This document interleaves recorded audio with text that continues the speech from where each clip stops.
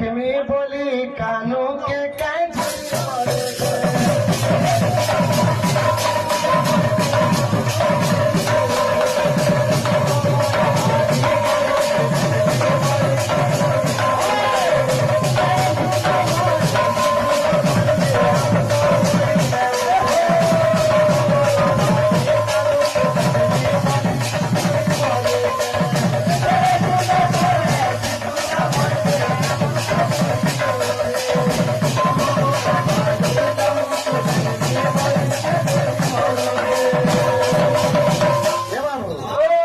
আমার দহির বাহার